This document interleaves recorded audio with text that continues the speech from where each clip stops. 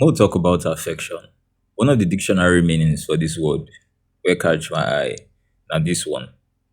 It defines affection as the action of affecting. And I really like this definition because of the way it take puts the responsibility for our hand. Like when you reason now, the action of affecting, they remind you, they make you dey think about the way you dey treat people. They remind you of them. Now if you think about these things small, if you begin to feel like say you dey try to micromanage yourself or you don't dey do too much. So try balance that feeling with remembering say the idea for this thing no be to turn yourself into stepping stool for other people, into this person where people could just walk all over because you're trying to be kind. Because you're trying to be a kind person, you become this person who people can take advantage of. That's not what it is about. Remind yourself of that. Rather, the idea for these conversations is that you watch yourself, become mindful of the way that you treat other people. You get, and make sure that you now are not making other people your stepping stool.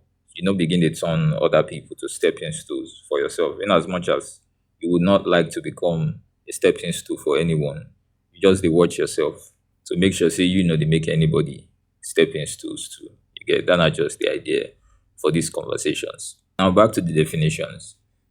This dictionary definition, this particular one, describe affection as the action of affecting. Now, the normal understanding of affection where we get without going to search for a definition. Normal understanding where we get intuitively. Now say affection are the gentle expression of care.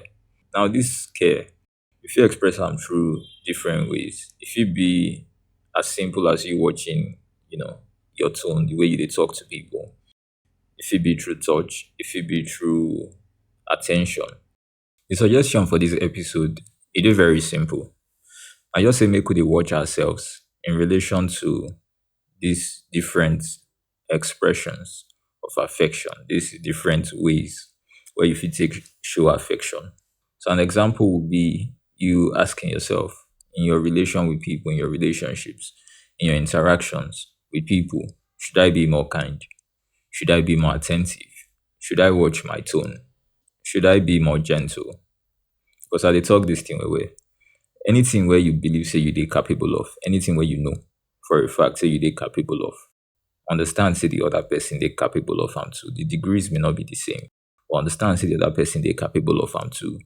So if you know watch yourself in certain ways, and the other person where you dey interact with no get a lot of self-control either, then if you begin go dey start something where you really not ready for, something where you no plan to start.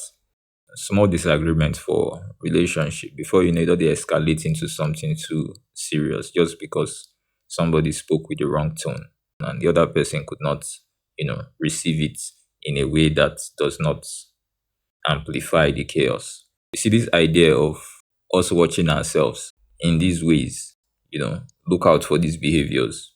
I'm yet to see these behaviors in a relationship. A healthy relationship make it worse. Because if it's an unhealthy relationship, then actions like this may not make it better, may not help it. But in a healthy relationship, I'm yet to see one where this kind of behaviors, where you're attending to the other person as well as you're attending to yourself, I'm yet to see it make a relationship worse. If anything, it just makes it better and it makes the connection a lot more warm. There's so much respect, there's so much kindness, there's so much love. Apparently, most people are in defense mode today in the way that they interact with other people and in the way that they build relationships because of trust. But don't let fear or ego stop you from expressing true affection freely.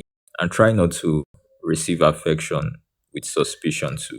I know these changes can be difficult, so don't try to rush them. Just keep the ideas for your head. Just let them stay there. No forget them. And then just get to this place where you dey try to live in alignment. You dey try to make decisions where go constantly keep you aligned with yourself. Once you get to that place, once you start to dey live from that place, all these ideas where dey your head since they go start to dey bear fruit because now ideas where go keep you in alignment normally. So once you get to that place, these ideas, they go begin they bear fruit, and then everything will come full circle. My name now Sas, and I will see you for the next video.